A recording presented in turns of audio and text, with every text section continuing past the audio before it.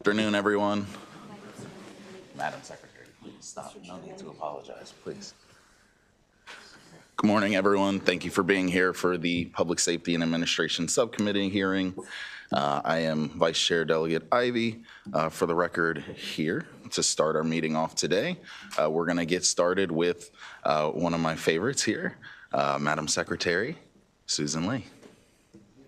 Whenever you're ready, you can join us and take it away. Thank you, Mr. Chairman. Yeah, Madam Secretary, my apologies. No. I'm sorry about this. It's our first one of the year, of course. And I'm supposed to start with, with our analyst, Mr. Micah Richards. Forgive me. That's quite all right. If he wants to go first, go ahead. Absolutely. Do you want to come up here and present? Do you want to start from there? That's where we typically would. Yeah, I got you. Go ahead, Micah. Thank you. Good afternoon. Thank you to the Chair, Committee, and the citizens of the great state of Maryland for enabling me to present to you today. My name is Micah Richards, and this is the Secretary of State's Fiscal 26 Budget Analysis. The Secretary of State is responsible for attesting to the governor's signature on public documents, certifying candidates for nomination to appear on the presidential primary ballot, and other executive functions detailed in this analysis. Starting on page 1, the Fiscal 26 budget increases by around $123,000 to $5.7 million.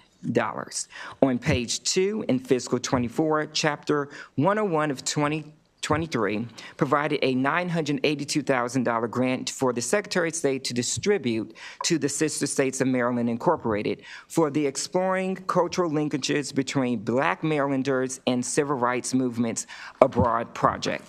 As of January 10, 2025, the Secretary of State has distributed around $209,000 of the grant for expenses related to the project in Maryland and Washington, D.C.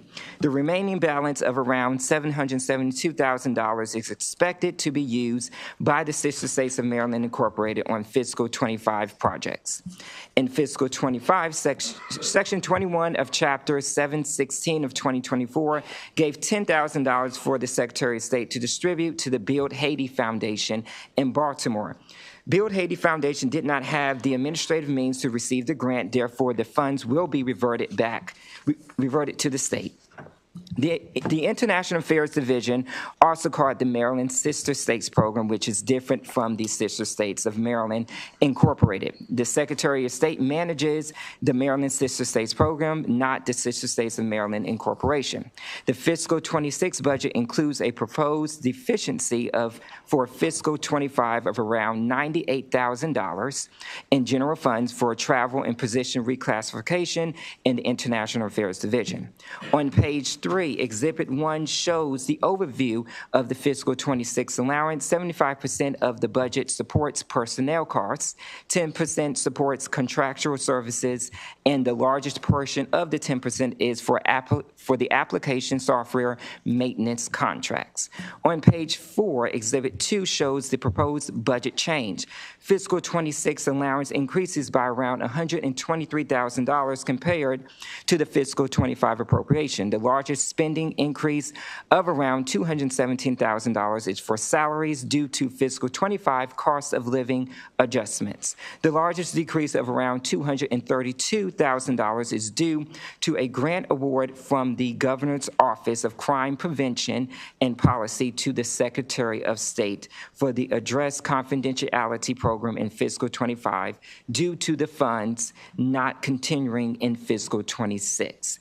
On page 5, the Secretary of State has 0 vacant positions. On page 6, Exhibit 3 shows data on the Secretary of State's Charitable Enforcement Division registered and delinquent charities. From Fiscal 23 to Fiscal 24, the number of registered charities increased by 5%. The number of delinquent charities decreased by 0.7%. The number of contacts to delinquent charities, which is also called the enforcement activities, increased by 8%, and the number of delinquencies resolved decreased by 26%. Since the enforcement activities have increased and the delinquencies resolved are on a downward trend since fiscal 21, the Secretary of State should comment on the reason for the downward trend of delinquencies resolved despite increased contacts. On page 7 and 8, Exhibit 4 shows the Secretary of State's Charities and Legal Services Division Notary Public Commissions process. From fiscal 23 to fiscal 24, the notaries process decreased by 0.8%. Also on page 8, the Secretary of State used $40,000 in Victims of Crime Act grant funding in fiscal 25 for the Maryland Safe at Home Address Confidentiality Program database management to upgrade security and enhance functionalities. On page 9, Exhibit 5 shows the Address Confidentiality Program participation. From fiscal 23 to fiscal 24, the number of participants statewide increased by 9%, and the participants re-enrolling increased by 57%. Also, on page 9, the Maryland Register Electronic Filing System, called ELF, is used by our state agencies to submit regulations to the Division of State Documents.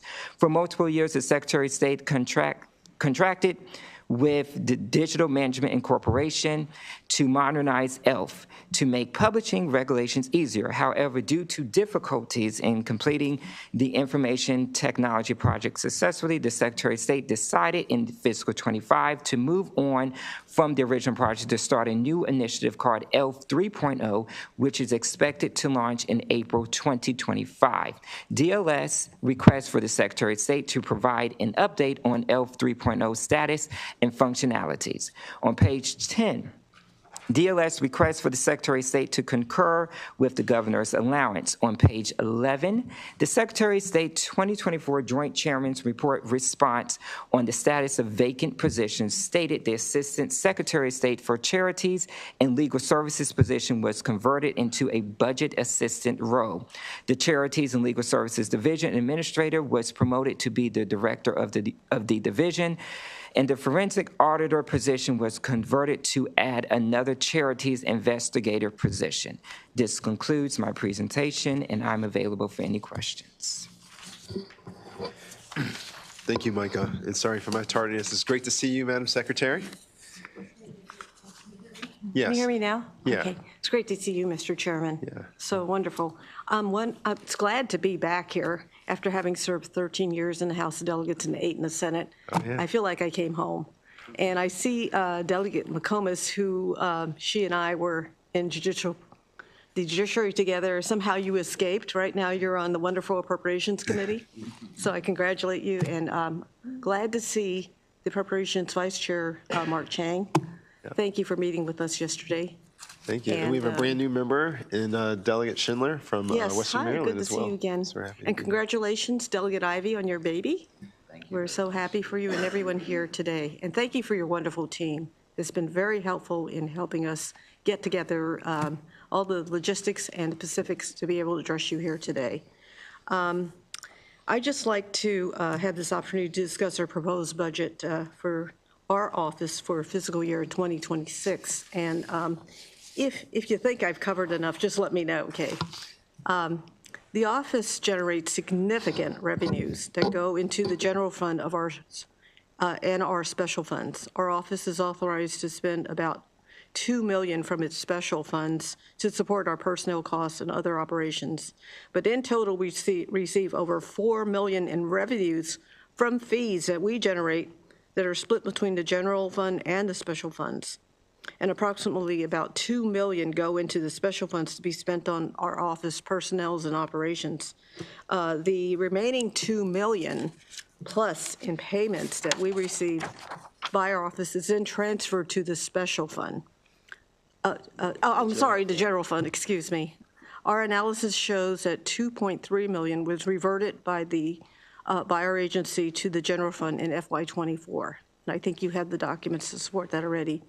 Of note, the $4 million in payments received by the office exceeds the $3.7 million requested in the FY26 general fund allowance. We bring in more money than we spend in the general funds. our little tiny agency, which has very important functions. These minimal, I say, net funds from the state, which is around 1.5 million, in addition to the revenue we generate, goes towards the cost of maintaining 29 regular full-time employees, 6 permanent contractors, and all other operating costs, including payments for services to do it and outside contractors. Personnel takes up a large portion of our budget, and the workload has only increased over the past few years. The office has 5 operating divisions and the executive team, which I lead, and we pay for 3 attorneys assigned to our office by the Attorney General. It comes out of our budget. Our divisions are the Address Confidentiality Program, Administration, Finance, Charities, and Legal Service, and the Division of State Documents and International Affairs. I'd like to have our division heads stand up so you know who they are. Division heads, please stand up. They are here to answer any specific questions that you have and to work with you even after these hearings, to go over any particulars or concerns that you may have. They are here for your disposal. And I thank you for your team working with us too closely. Okay, you guys, they sit down, okay. Our critical agency operates with an extremely tight budget and limited staffing, who are very dedicated to performing their tasks and carrying out its many important varied state functions. Our mission is to provide the citizens of Maryland with these services, assistance, and information pertaining to constitutional, statutory, and regulatory functions that are assigned to our office that we have to do, that are mandatory. In addition, we operate the International Affairs Division with our very, very limited, meager funds and staff, and we help bring the world to Maryland and the state of Maryland to the world. Our net cost to the state budget is minimal, but our value added is very significant. In addition to the work completed within the divisions, of which division heads are here, the office processes extraditions, pardons, and executive orders for our governor. From the robust international engagement to the certification of documents for international use, to the production of official documents containing the Maryland regulations, COMAR and register, to the registration of charitable organizations and the processing of applications for notaries, and protecting the addresses of abuse victims with the Address Confidentiality Program. Our office manages a broad scope of activities and duties with superior customer service at its core. This committee is well aware that Governor Moore has prioritized investment and growth. Our office is actively seeking to address investment and market access across the world. The small agency that we lead takes the lead in the executive branch's global outreach and strategy through the Subcabinet on International Affairs. This subcabinet, I serve as chair, and we have as our members our Lieutenant Governor and 5 cabinet secretaries of Transportation, the Environment, Commerce, Agriculture, Higher Ed, and was recently updated through an executive order, our subcabinet, to also include the Adjutant General. With regular meetings and a comprehensive strategic plan in place, we are using the strong assets we have in Maryland to have this very strong cross-agency collaboration to promote Maryland internationally and bring business back to Maryland. We are working to make this is Maryland's decade, and our small agency's global outreach is aiding in this noble effort. We have engaged over 62 countries in the past year on every continent except for Antarctica, and we are helping to raise the state's profile with delegation visits from around the world, so which we hope to involve you all in too, if you want to be. Our key focus of our work is to brand Maryland as the global epicenter of advanced technologies such as like quantum computing, life sciences, cybersecurity, aerospace, and AI, artificial intelligence. We are also providing key climate leadership on the world stage with partnerships with our allies and counterparts from around the globe who are innovating at a rapid pace, and we want to be partners with those partners. The Division of Charities and Legal Services registers and regulates charities and professional fundraisers under the Maryland Solicitation Act. This is a unique collaboration with the Office of the Attorney General. And our office has enhanced our investigative and enforcement capabilities. And you can ask the division heads about this if you have any specific questions. The division regulates over 19,377 charities across the globe. Currently, we have 15 legal actions underway and have concluded 45 charity enforcement investigation actions in FY24. We project that figure to hover around 50 a year going forward. So I just want to warn you about that. In the prior year, we added a full-time investigator and assistant attorney general to the staff to help improve our outreach. At no other time has Maryland been really able to regulate charities more effectively. Every year, we additionally generate over $2 million for the general funds from registration and late fees. The division also processed 13,968 new and renewing applications for notary public during FY24. We also are responsible for regulating notary republics totaling 70,000.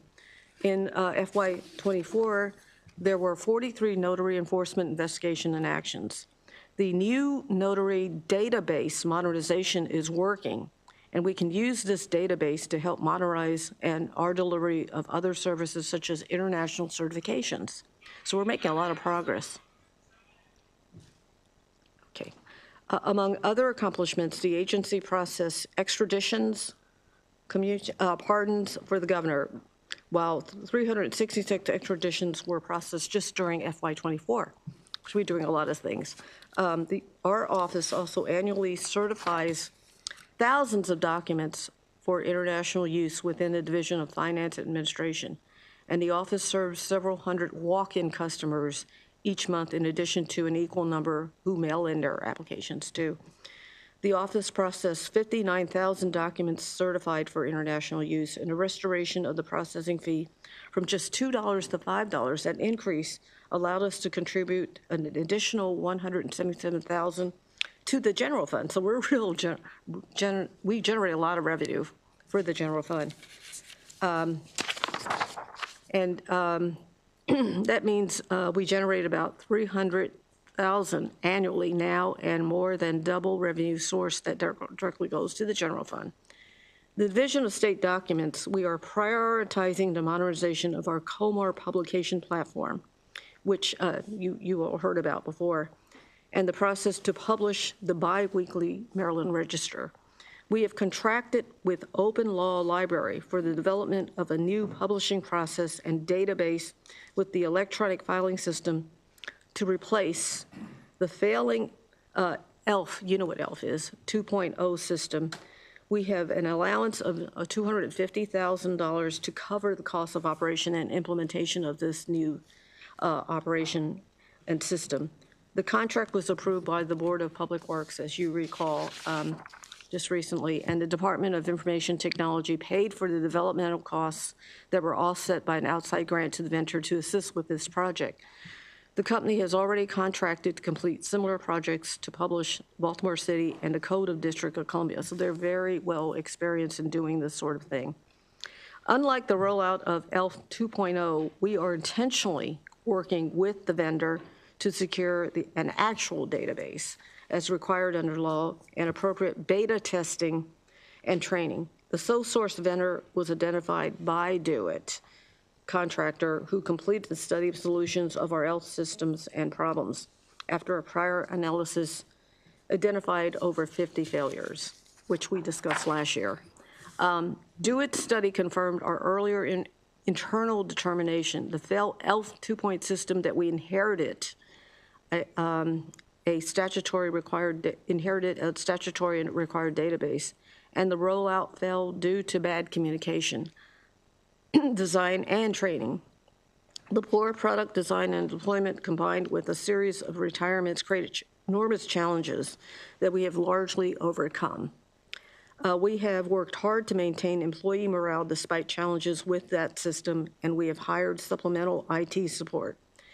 And we've also hired some excellent employees to replace our retired veterans to take over.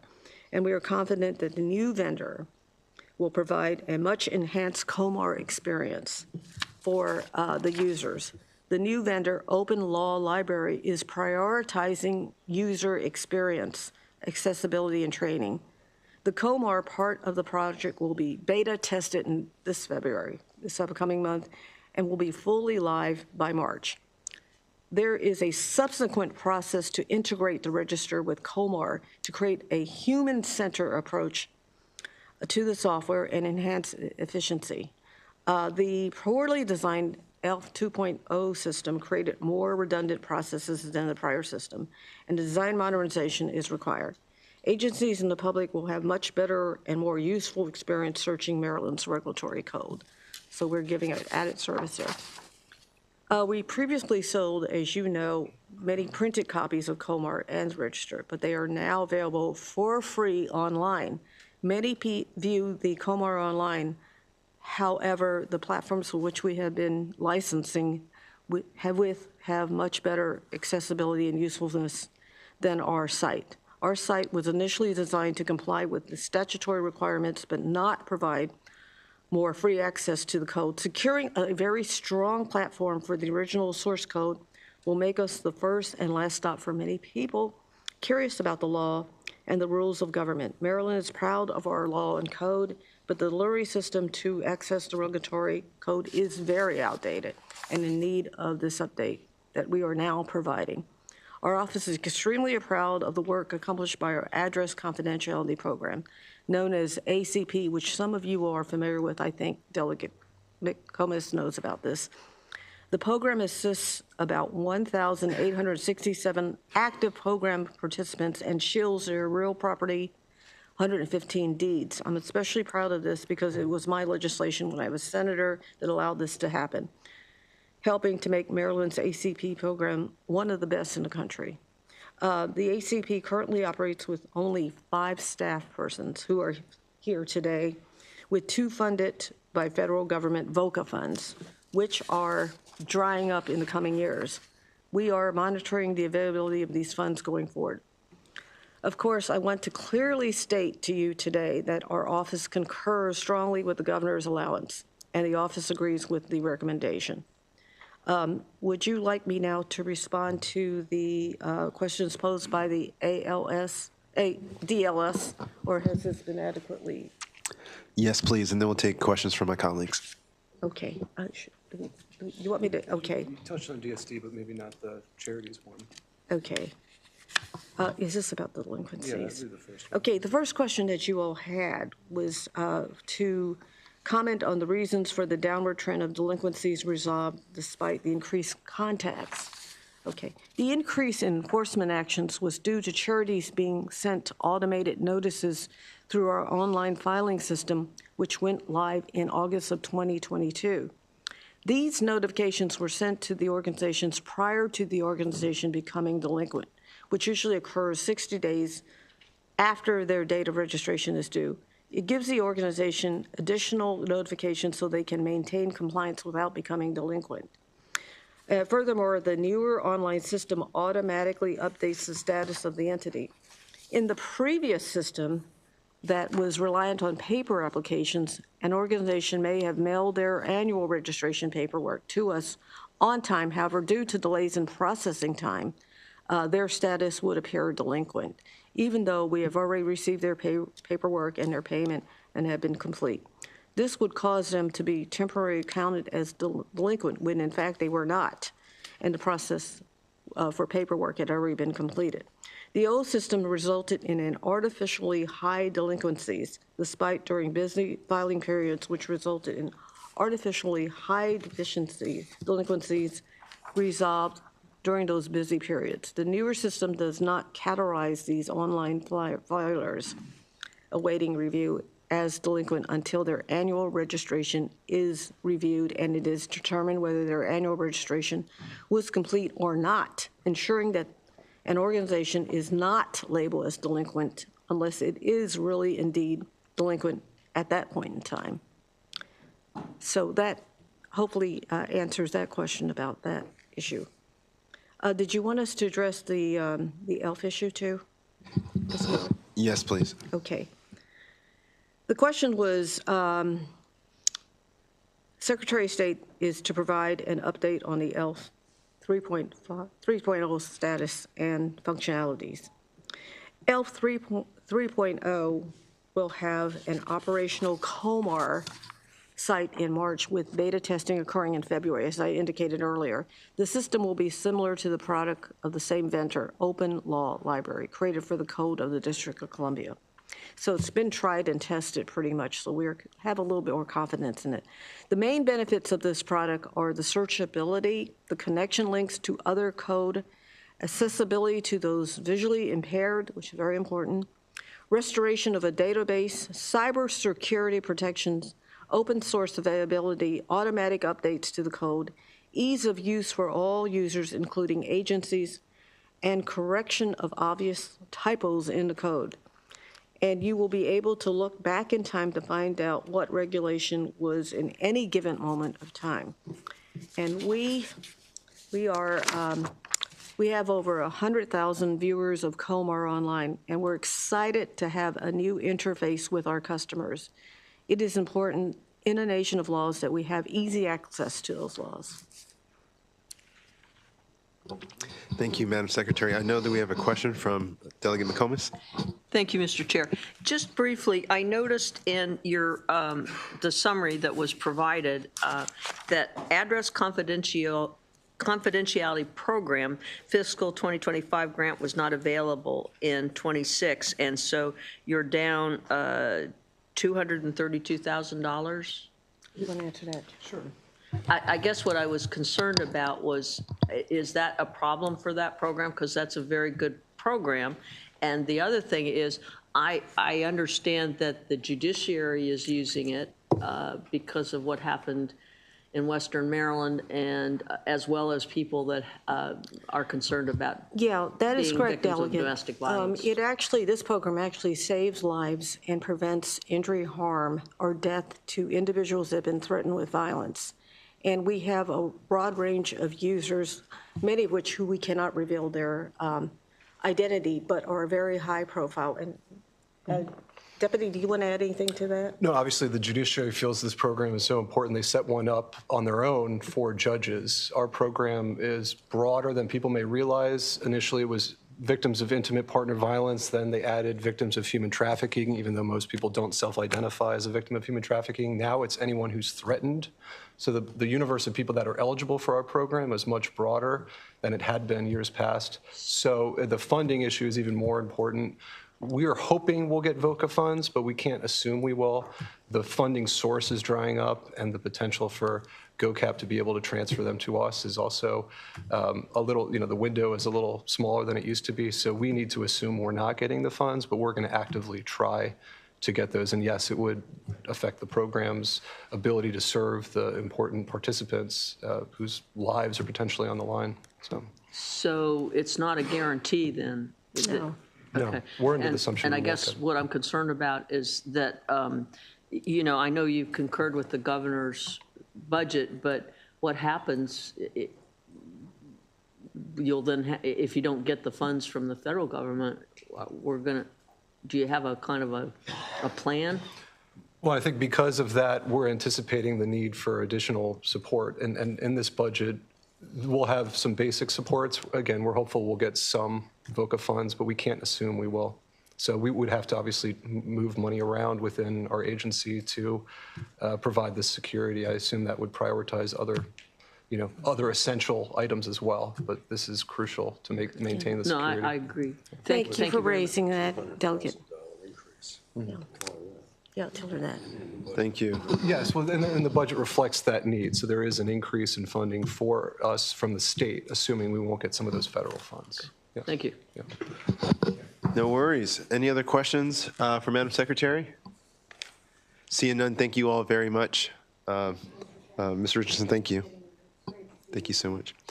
So now we'll bring up Ms. Yashadara Rai for the Executive Department, the boards, commissions, and offices.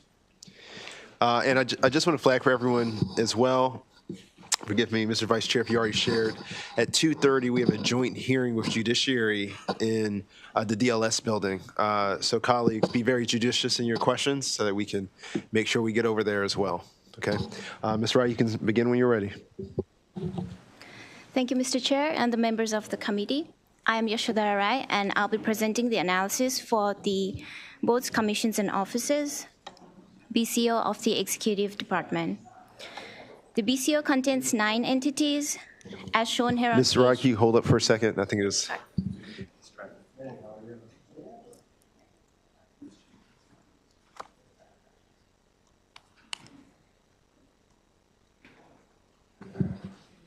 All right, you can begin. Okay. On page 1, the budget for BCO increases by approximately $550,000.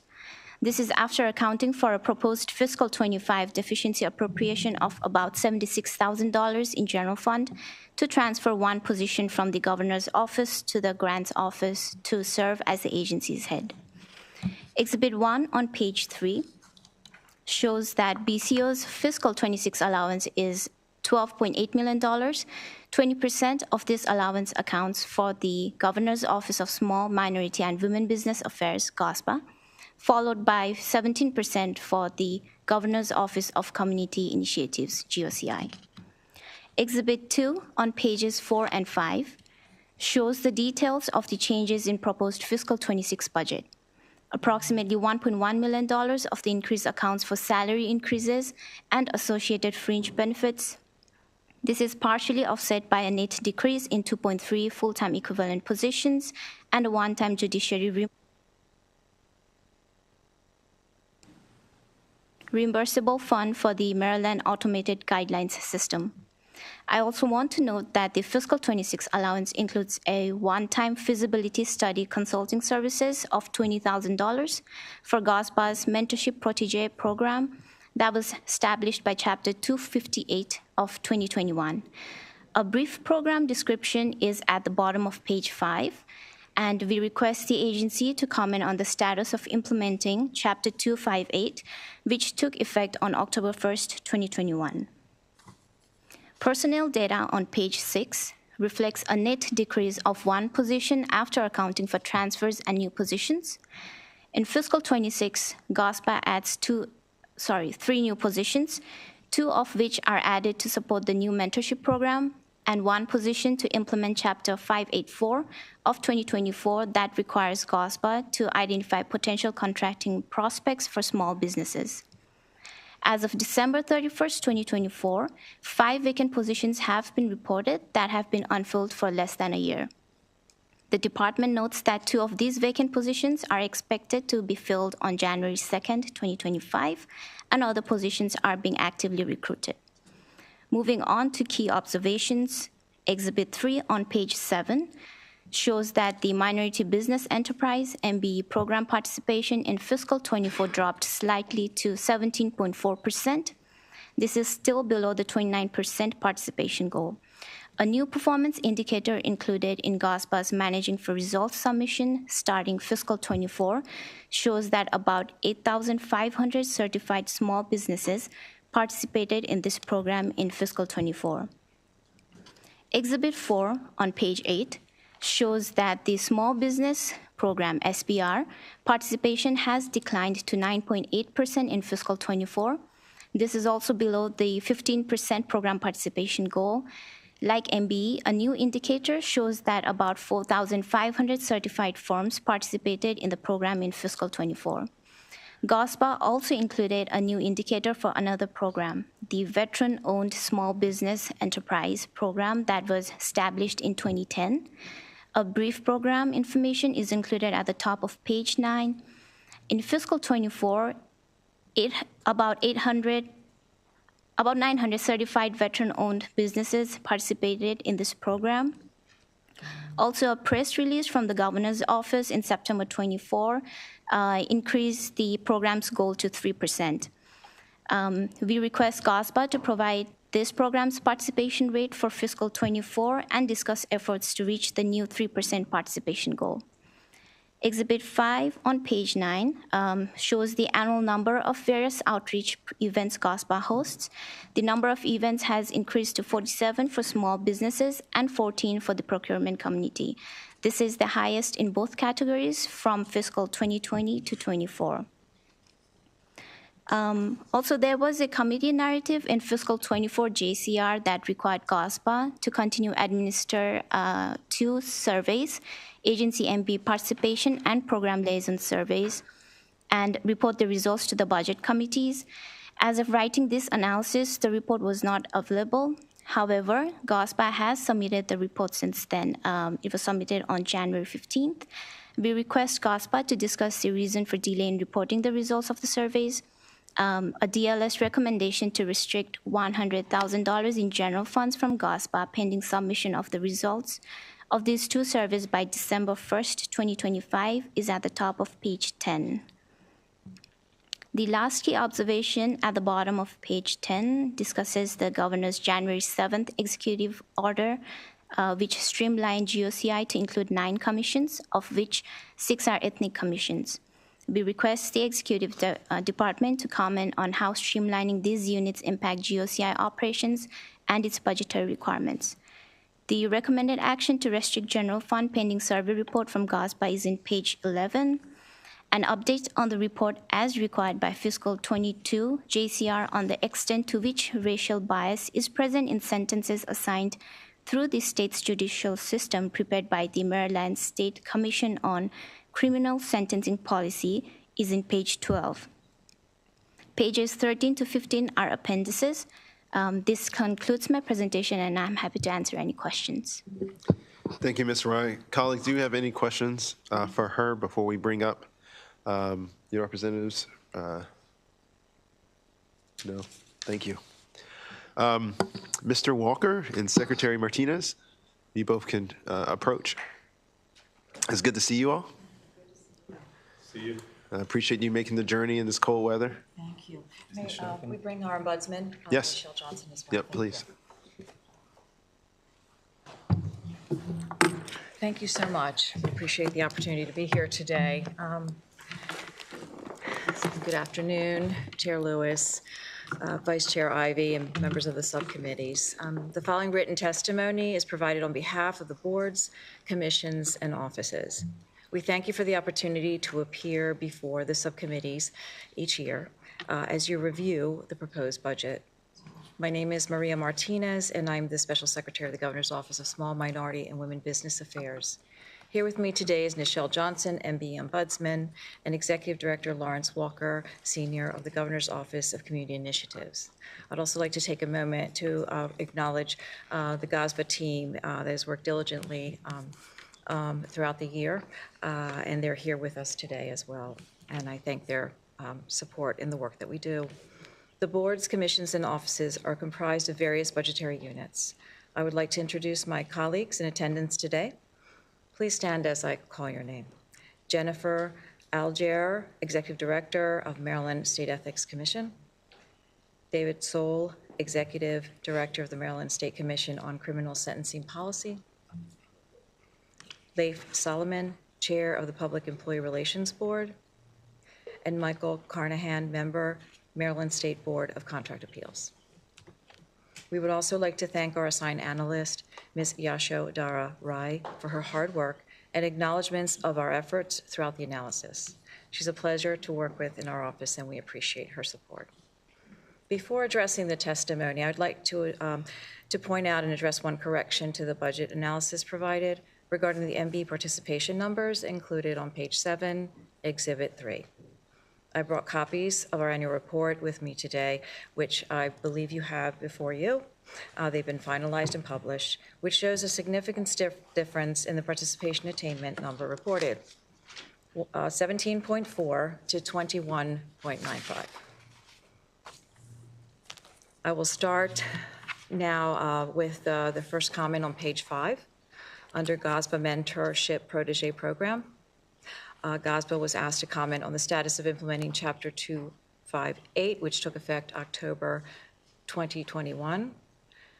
And given our time as well, written testimony has been provided, and we're happy to answer any questions.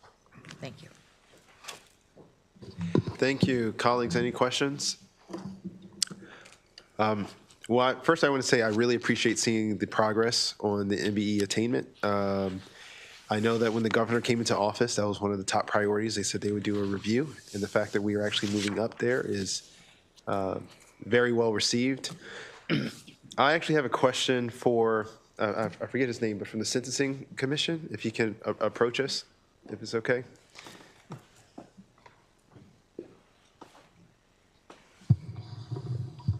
Good afternoon. So thank you for coming. I guess I'd like to just hear more on the changing to guidelines and whatnot. We in the legislature have a tool that we use when it comes to sentencing policies called the racial impact notes. Right. So that if we are changing policy, we will be aware of its disproportionate effect. And it was, I don't know, I just found it interesting that I think what the report was showing that racial bias was not a factor, I guess. It was more like criminal history and whatnot. I guess I'd just like you to elaborate a little bit more on the process of running the program. Sure. So we, the Sentencing Commission completed a report in 2023 looking at those individuals who were sentenced under the state sentencing guidelines. A couple caveats about that. That is individuals who are sentenced in the state circuit courts where the sentencing guidelines are applied. Doesn't apply to district court and generally lower level misdemeanor cases, et cetera. We looked at the data that we collect via the sentencing guidelines worksheet, and what we found is that after controlling for prior record and offense seriousness, the sentences were fairly similar by race, right? So the things that are driving sentences really are the fact that minority offenders have more serious criminal histories and are getting convicted of more serious criminal offenses. And so we looked at that from a couple different ways, and that when you see how they are sentenced under the sentencing guidelines, and the guidelines are primarily driven by those two factors, because those are factors that judges have said are the main factors that they are considering when sentencing an individual. The sentences that are within, below, and above the guidelines are remarkably similar by race and ethnicity. With that being said, there are certain additional findings that we found that can help explain differences further. One of the main primary findings was we found a significant difference in terms of sentences for individuals convicted of felony firearm offenses, particularly those that carry mandatory minimum offenses. Black sentenced individuals were much more likely to receive an offense that requires a mandatory minimum. And judges don't have the discretion in those cases. The mandatory minimum requires, the minimum sentence. The most common offense is Public Safety Article 5133, which is, a 5-year mandatory minimum. And so we found that that was a significant driver of the differences for individuals that are sentenced for violent offenses, particularly those offenses. So I could go into a lot more detail and talk about this for a really long time. I'm happy to answer any more specific questions that you may have. Thank you for that, because judges respond to what's brought to them, and prosecutors have the agency on what they choose. I will probably follow up offline, but I really appreciate you elaborating. Colleagues, are there any further questions for the panel? Seeing none. Thank you all so much. Have a great one. Be safe journeying through this frigid weather. Now we're going to go to Board of Public Works. So I'll invite up Mr. Gray.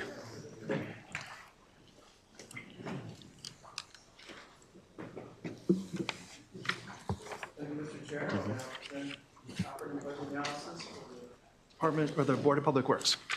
So as you know, the governor, controller, and state treasurer comprise the Board of Public Works, approves leases and contracts executed by state agencies.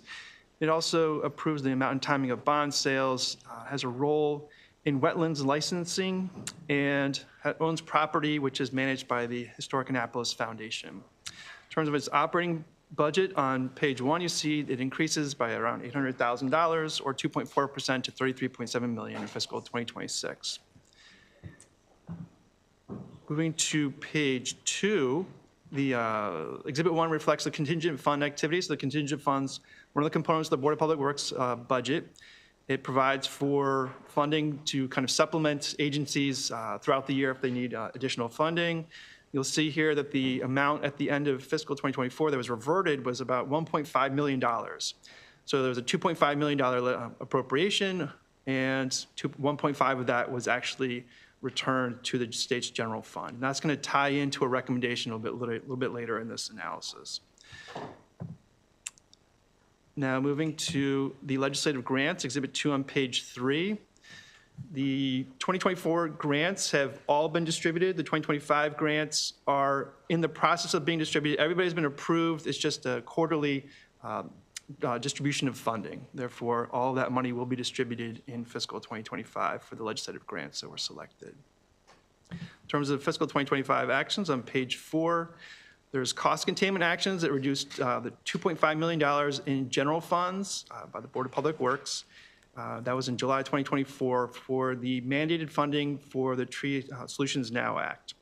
So that funding then is replaced with general funds, with special funds from the Strategic Energy Investment Fund. So what you're seeing is a $2.5 million reduction in fiscal 2025. Then there's a proposed deficiency that would replace that $7.5 million with special funds from the Strategic Energy Investment Fund. So the color of the money changes from general funds in fiscal 25 to special funds. And then in fiscal 26, the mandate's still there. So the funding increases by $2.5 million from 7.5 to 10 million, but now it's entirely replaced with Strategic Energy Investment Fund monies. So it goes from $10 million in general funds to $10 million in special funds over the 2 years. In terms of the agency spending, this is reflected in Exhibit 3 on page 5. You see about 94% of the funding for the agency does go to the 3 components there: Chesapeake Bay Trust, payments to erroneously confined individuals, and the Maryland Zoo.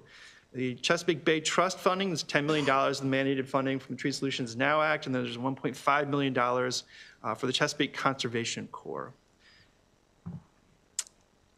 On the bottom of page 5, it's a little discussion, once again, about the contingent fund. So fiscal 2026 appropriation is $2.5 million. Based on the reversion of $1.5 million in fiscal 2024, and the fact that no money has been used so far in fiscal 2025, it appears prudent that a $2.5 million or $1.5 million reduction in general funds, leaving $1 million in the fund, could be processed as part of the legislature's activities during this session. Moving now to Exhibit 4, the proposed budget on page 6. Relatively few changes in the personnel expenses area because there's been no change in personnel. The payments to erroneously confined individuals increases by $2.6 million. That's due to the payment schedules that have been approved over the years. $2.5 million increase for the Chesapeake Bay Trust, and that's once again because there's a $2.5 million reduction in fiscal 25. The mandate requires $10 million to come back in, so you're seeing a $2.5 million increase. On the bottom, there's a $4.6 million decrease for the legislative grants that were provided last year.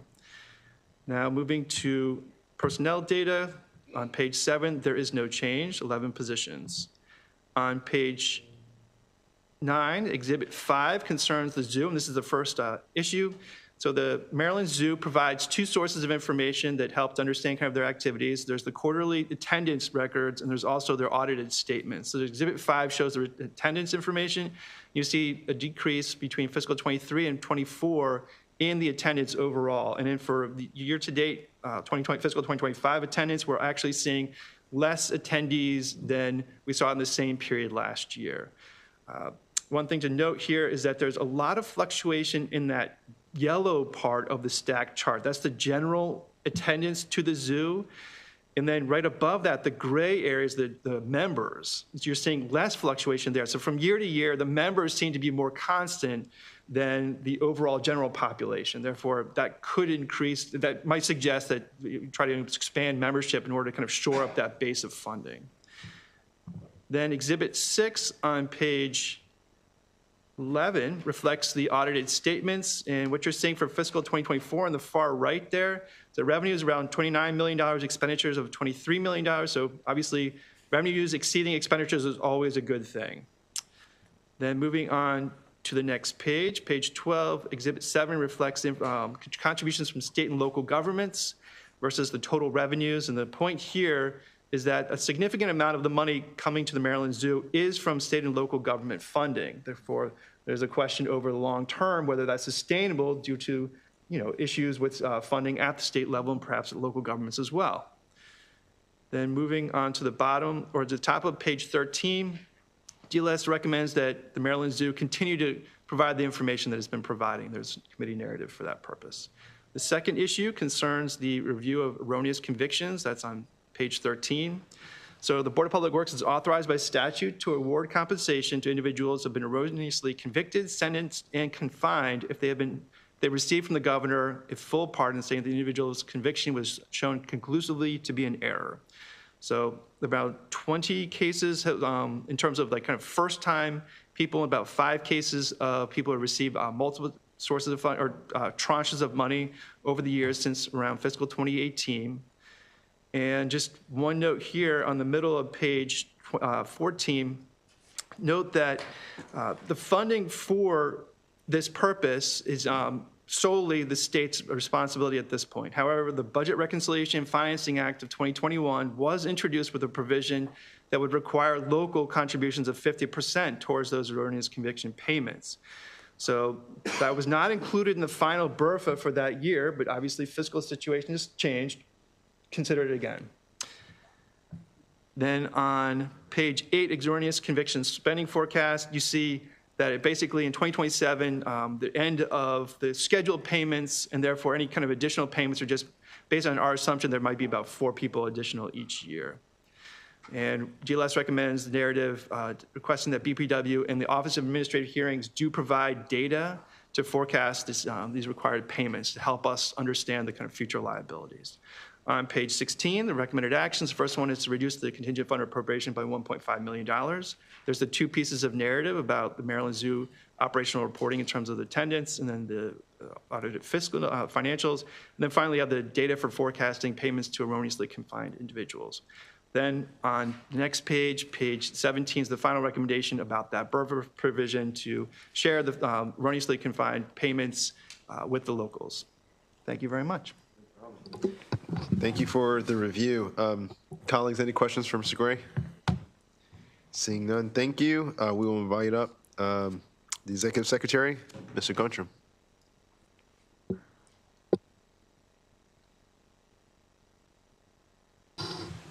Good afternoon, Chair Lewis, Vice Chair Ivey, members of the committee. John Gontram on behalf of the Board of Public Works. I'll start by thanking Mr. Gray for a thorough analysis of the board's proposed FY26 operating budget. Once again this year, the board's budget can be separated into 2 categories. The first category is pass-through funding. This contains funding for grants to named organizations in the operating budget bill. And we have a number of representatives from organizations named in the FY26 operating budget bill here today. We can talk about the great work those organizations do. Those pass-through funds also contain the board's contingent fund and funding, as Mr. Gray noted, for compensation payments to erroneously incarcerated individuals. As Mr. Gray's analysis notes, those pass-through funds comprise about 94% of the board's FY26 budget request. The remaining funding is for board operations, which is primarily personnel expenses. Thank you, Mr. Chair, Mr. Vice Chair, members of the committee, for your consideration of the board's request. I'm happy to take questions at the appropriate time. Any questions for him? Seeing none, thank you. We appreciate you. Now we will bring up a couple, I believe, witnesses for Board of Public Works. I'm just calling the order that I see here. Ms. Karen Brown, Mr. Todd Logston, Mr. Wesley Hines, and Ms. Casey Wetzel. Y'all can begin when you are ready. Yeah, 2 minutes apiece, by the way. Thank you, Chair Lewis and Vice Chair Ivey and the rest of the committee for giving me an opportunity to say a few words this afternoon. My name is Karen Timer Brown. I'm the President and CEO of Historic Annapolis. Historic Annapolis is very proud of our long-standing public and private partnership with the state of Maryland that spans over 5 decades. We serve the state as your strong partner in the care and public presentation of a dozen historic properties. Most are 200 to 300 years old. approximately 42,000 square feet and 2 acres of green space in the heart of Annapolis' historic district. And at these landmarks, we educate over 200,000 visitors annually from 30 different countries and welcome thousands of school children on field trips. It's our mission to preserve and to share your treasures, like the William Paca House and Garden, with the public. And as we advance towards the 250-year anniversary of the signing of the Declaration, we are working with local and regional partners to place Annapolis on a national stage, amplifying Maryland's capital city as a national treasure. I'm so grateful for the funding being put forth for Historic Annapolis and request your support for the allocation. This funding is critical for us to care for these state properties and to share these assets to the public, making connections with our history. And it's important to note that we leverage state funding dollar for dollar through revenue produced by HA that we invest in these state assets. We are responsible administrators of state and private dollars and recently earned a 4-star charity rating on Charity Navigator. While our true need remains in excess of current state support, we are sensitive to the current budget constraints, and we're exceptionally grateful for your support this year and in the past few years to get us to our true need. We've made great progress, and our partnership is strong, though we continue to face aging infrastructures throughout our buildings and increasing operational costs. And I'd like to close by inviting you to visit with us at any time. We'd be delighted to share our work with you. I'd also like to thank John Gontram for his support and for your consideration, and welcome any questions you may have. Thank you. We're going to allow everyone to go, and then if there's any questions, appreciate it. Chairman Lewis and members of the committee, I'm Casey Wetzel, Vice President of Programs at the Chesapeake Bay Trust. You may have my written testimony in front of you, I'm not sure, that outlines the 2 trust programs before you today. A little background on the trust: we were created by the General Assembly in 1985. And to empower communities on the ground through grant making. We are created with no appropriation, but are instead supported by the Bay Plate and the tax checkoff. We are known to be very efficient, with 92 cents of every dollar passing through the trust, not to the trust. And we also have 4-star Charity Navigator for over 20 years. 15 years ago, other entities started coming to the trust to manage their money, and in 2021, the General Assembly did as well. So the first program the trust was tapped to manage is through the Tree Solutions Now Act, is the Urban Trees program as part of the 5 million tree goal. So far, we have awarded 123 grants, totaling $25.8 million. And we've created over 1,000 jobs and supported the planting of 74,000 trees. The Urban Trees program is open now, with a due date in March 6th, allowing for decisions in May and project start dates for the fall planting season. In FY25, the program was cut to $7.5 million, as noted. In the governor's budget this year, it's $10 million for FY26, and the demand for funds will exceed that level again this year. The second program, the trust was tapped to manage through the Climate Solutions Now Act, expanded the existing Chesapeake Conservation Corps, which was started in 2010 by Senate President Mike Miller, to take a greater focus on our climate work. The program places young adults ages 18 to 25 in a 1-year term of service at not-for-profit host sites. The program now has 428 alumni, and with 30% of the graduates hired at their host sites, we're very proud of this program. The trust has a new partnership with the Department of Service and Civic Innovation that allows us to leverage resources, allowing more young adults the opportunity to serve. Before this funding, the program placed 35 Corps members a year with a stipend of $21,000. Now, with this funding, we place 54 members a year with an increased stipend of $33,000. The program is open now, and demand will more than double the available spots. We're proud of these programs and grateful to distribute these resources, and we want to thank the General Assembly, John Gontram, and the Board of Public Works. Thank you. It's good to see you.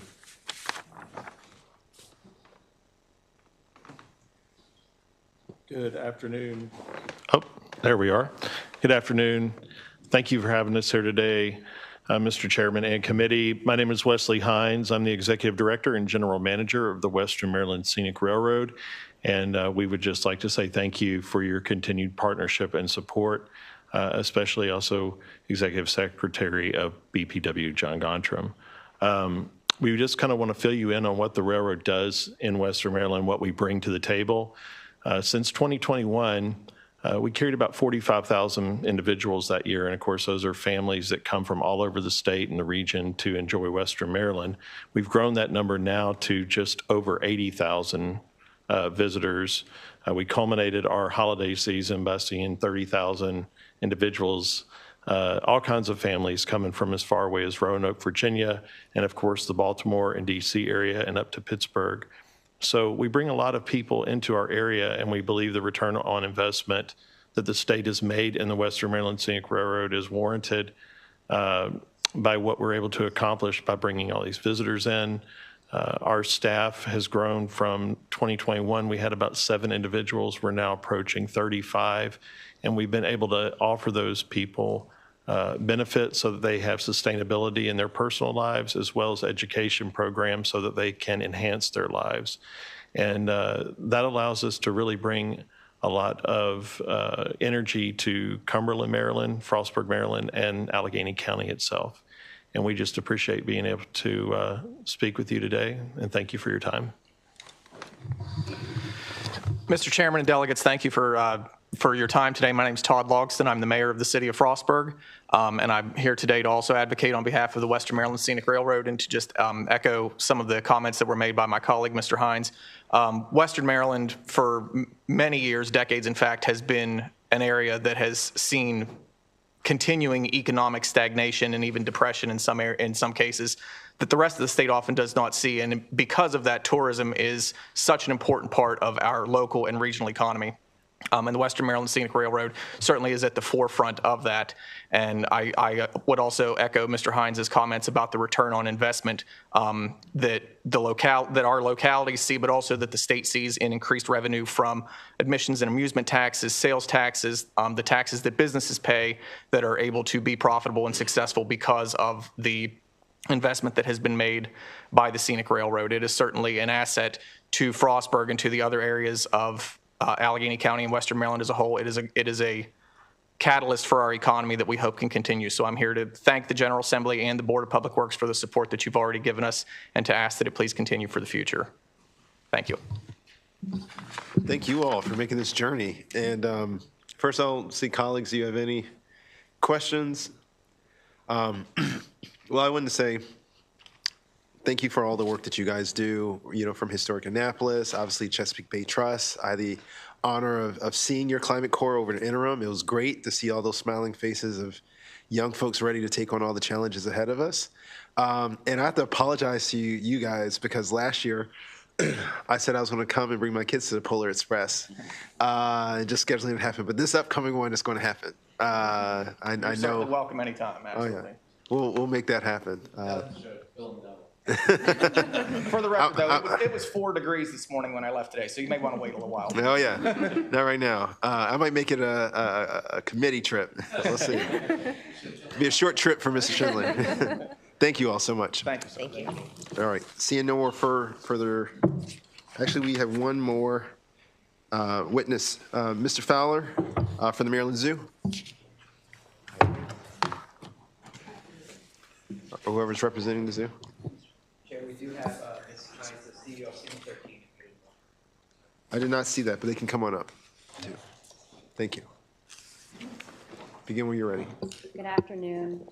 I'm not Kirby Fowler. So Kirby is the president and CEO of the Maryland Zoo. He regretfully could not be here today. He is at the Directors Conference for the Association of Zoos and Aquariums. That's the governing body for the zoo. So he sends his regrets. He also wants me to express his sincere appreciation for previous support and consideration support going into the new fiscal year. As mentioned, my name is Shannon Brown. I'm the Vice President of Strategy and Development at the Maryland Zoo. It's an honor to be here today on behalf of our organization, and I just wanted to personally thank you for your ongoing support and to echo Kirby's sentiments, consideration for what we have to come. The zoo serves as home to more than 150 animals, and we serve Maryland residents by providing access to the living world in hopes of fostering empathy for our planet and its remarkable inhabitants. We're able to do this through interpretive signage, keeper chats, educational outposts, camps, and more. In fiscal year 24, we welcomed more than 380,000 visitors to our campus, 75,000 of which were field trip students visiting from almost every county in the state. Additionally, we participated in over 30 conservation projects, including partnering with DNR to conduct wild black bear sow assessments in Western Maryland, and we were able to serve as a temporary home and provide medical care to an orphaned otter pup who was found in Cecil County. We are eagerly looking ahead to this spring where we will break ground on a new habitat that will be the future home to a breeding pair of red pandas in hopes of being able to bolster that population as well. As demonstrated through our work, conservation and education are at the forefront of everything that we do, but our success wouldn't be possible without the continued support of the state, and we are so grateful for everything that we've gotten to this point. Governor Moore recently included critical operating support for the zoo in the proposed fiscal year 26 budget, and we respectfully request your consideration of that support. I welcome any questions that you may have, and also Kirby submitted a written testimony that hopefully answers all your questions too. Thank you. We're going to do the whole panel, and then if there's any questions, we'll take them. Okay. You all can begin. So thank you, Mr. Chairman and members of the committee. My name is Nancy Hines. I'm the CEO of the Signal 13 Foundation. I actually spent 9 years at the Maryland Zoo before I came to this job. This is Frank Boston, our longtime board member, soon to be president. I want to start off by saying thank you for your support. Because of your grant is instrumental to our operations and the work that we do for Baltimore City Police. So as you know, the Signal 13 Foundation is an independent nonprofit that supports Baltimore City Police, both sworn officers and civilians, with financial hardship grants and scholarships. Since 2015, we've been able, because of your support, we've been able to give $600,000 in grants and $1.1 million in scholarships, and that would not be possible without you. So I submitted written testimony. I'm hoping you received it, and but I just wanted to take a moment to talk about the progress we were able to make in 2024 since the last 2024 since the last time we were here.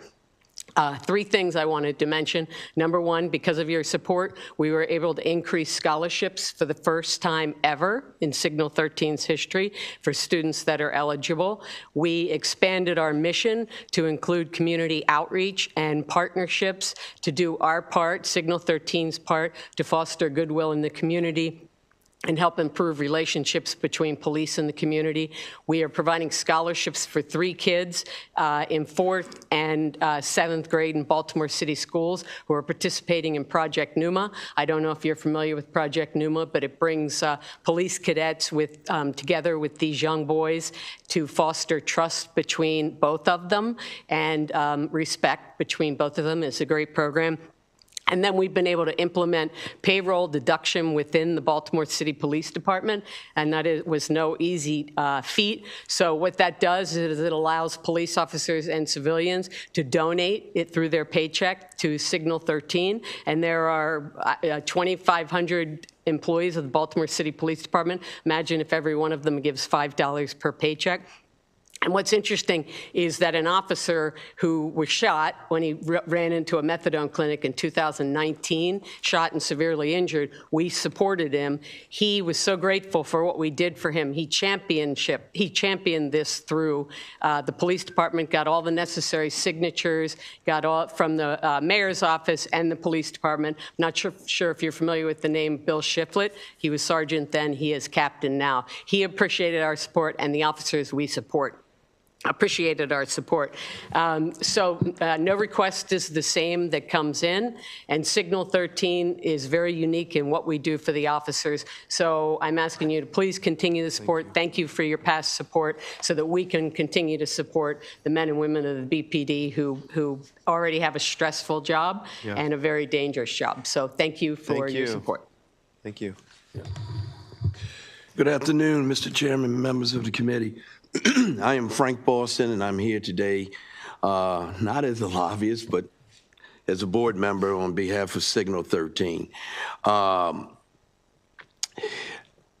am currently the secretary of Signal 13, soon to be the vice president, and I will be president of the board in 2 years. I have been a member of the foundation board for 10 years, and if you don't know, you probably know this. You know, I represent the FOP, and Signal 13 is when the officer is on the radio and he says Signal 13, Signal 13.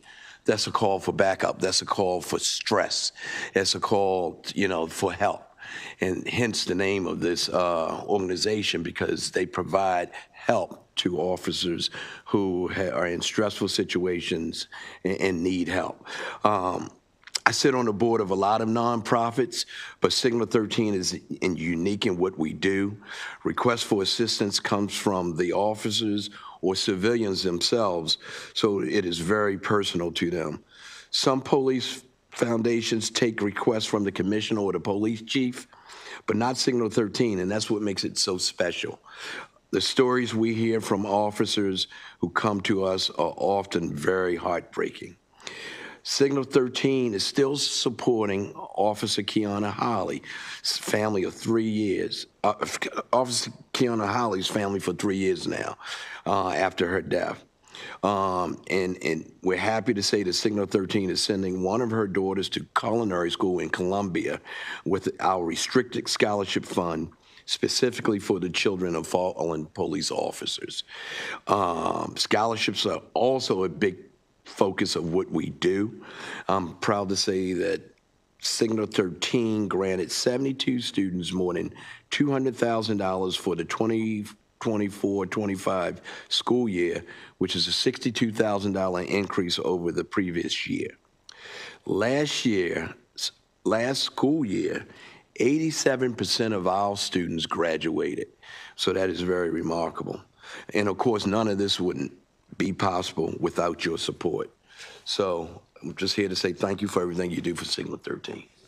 Thank you all so much. It's great to see you all. Colleagues, are there any questions for them? Mr. Chang?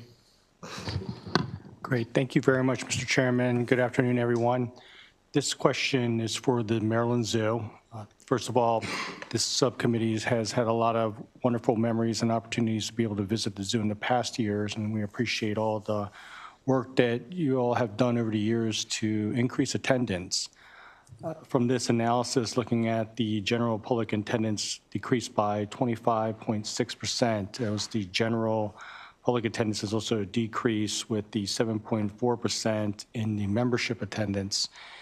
And just looking over the past years, first of all, commend the zoo for the increase in the attendance in 21 and 22. And then there's a decline, and I was wondering if the Maryland Zoo could provide additional information on perhaps why the significant decrease, and then what can we do going forward? Thank you very much. Did I mess it up? Is it working? Okay. So in I want to say June of 2023, we embarked on an $8 million capital project to completely renovate our parking lot, which was a complete renovation of the parking lot right in front of the main gate. And so one of the biggest appeals of our institution, besides we have an incredible animal collection, is that parking is free. It's really easy to get to the zoo. So when we underwent that project, almost all parking was gone. The front of the campus looked like a construction zone, and it was a very real deterrent for guests. So that is the biggest impact that we saw in fiscal year 24, was just people saying, I didn't know you were open, I couldn't easily get to your gates. The construction project wrapped up in May of 2024, so we don't anticipate that same issue with attendance this year. The other challenge that we had in fiscal year 24 was unprecedented rain during our busiest time of the year, which is back half of April, May, front half of June. And, you know, the bulk of our attendance comes in on those weekends. And so having a rainy weekend after rainy weekend is incredibly challenging for our attendance numbers.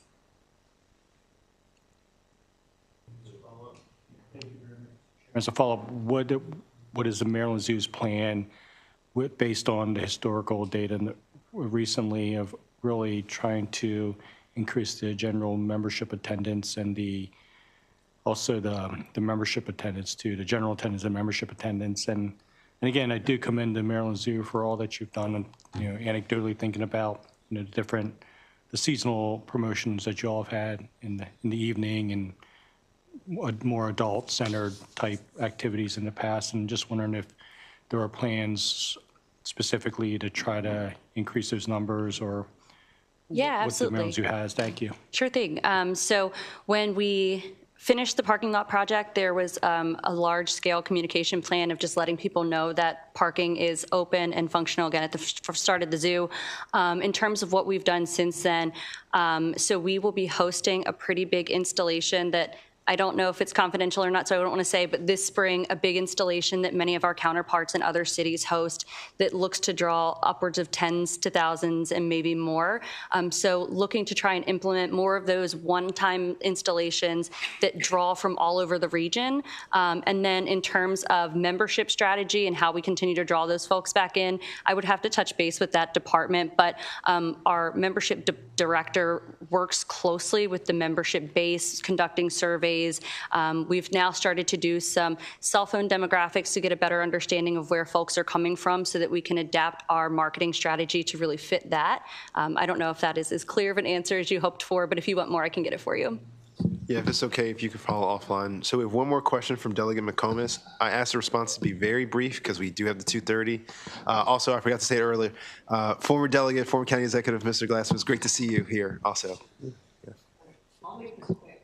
I was wondering if you, and you don't have to answer it right now, but social media and having all these reels with animals and stuff. I mean, I get hooked on them, and I hope that maybe if you've got a bunch of cute little animals like meerkats and penguins and the polar bears, you would use that and say, hey, you want to see them? Come to the Maryland Zoo. I think it'd be, I think you'd get some people. Thank you. Thank you. Any further questions?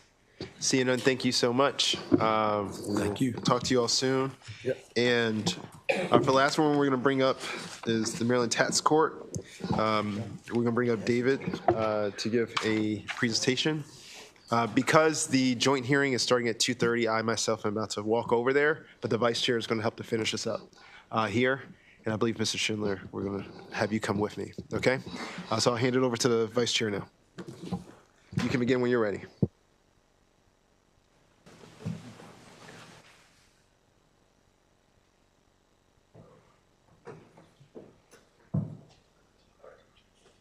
Thank you, Mr. Chair. For the record, my name is David Purpert, and I'm here to give the budget analysis for the Maryland Tax Court for fiscal 2026. The Maryland Tax Court is an independent state agency tasked with providing the highest level of administrative review on the decisions of Maryland's taxing authorities. The tax court is comprised of 5 judges who are appointed by the governor and serve 6-year terms. Decisions appealed to the tax court include those from the State Department of Assessments and Taxations, the Property Tax Assessment Appeals Board, and the Comptroller, among others. The fiscal 2026 budget increases by approximately $15,500, or 1.6%, for a total budget just shy of $1 million. On page 2, you will see an overview of the agency's spending in Exhibit 1. 91% is allocated for personnel, while the remaining 9% is used for cost allocations and administrative expenses, among others. In Exhibit 2, on page 3, the proposed budget change chart highlights the differences between fiscal 2025 and fiscal 2026. The major increases are $180,000 for salaries and fiscal 2025 cost of living adjustments, and $7,000 in miscellaneous salary increases. There's also a decrease of $14,000 for employee and retiree health insurance in fiscal 2026.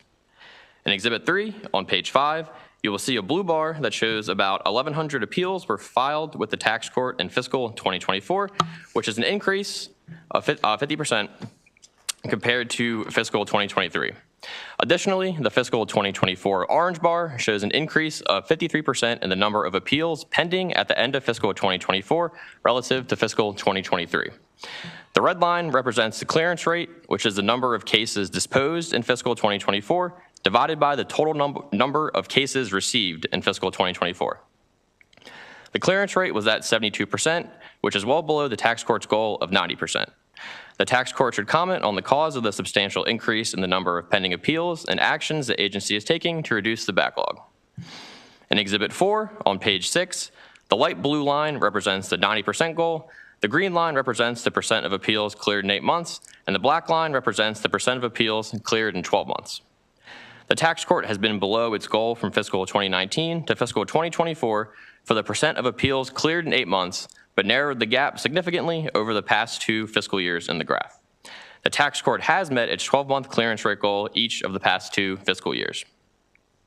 The tax court has cited several reasons for its failure to reach the 8-month clearance goal. Primarily, postponement requests by the parties appearing before the tax court extend the duration of an appeal through no fault of the tax court. In fiscal 2024, 346 postponements were granted. Secondly, the tax court's administrative work is heavily reliant on paper, and information contained on that paper has to be manually entered into an antiquated database that was designed more than 20 years ago. This database's functionality is not optimized for efficiency and lacks some features that a modern database would have, such as the ability to accept appeals documents. The tax court has been working with the Attorney General's office to determine how existing law can be altered to allow the submission of appeals documents online, because that currently is not permitted. The tax court has engaged private vendors and other state agencies for help procuring a new system or utilizing a system that is already in use by another state agency. Third, the tax court is continuing to streamline the process following a hearing, settlement, or withdrawal of an appeal for a judge to sign an official order that formally closes the case. The manual, paper-reliant process was cited as the reason for past delays. The tax court should discuss potential costs for developing and implementing a new case management system. Additionally, the tax court should comment on what changes it has implemented to decrease the amount of time between the conclusion of an appeal and the judge signing the order that formally closes the case, and other changes that led to the improved percentage of appeals cleared in 8 and 12 months. DLS recommends concurring with the governor's allowance, and that concludes the presentation. Thank you so much, Mr. Proppert. Today we have the administrator, Andrew Berg, here. Thank you so much for taking the time. You can begin whenever you're ready. Great. Thank you. Good afternoon, Vice Chair Ivey, distinguished members. My name is Andrew Berg. I'm the clerk of the Maryland Tax Court. I'd like to thank the subcommittee, obviously, and the hard work of David and our agency's DBM analyst, Daniela, and I believe this is both of theirs first budget hearing, so I think a little congratulations for both of them. Obviously, the tax court does concur with DLS's recommendation regarding the FY26 budget, as well as the governor's allowance.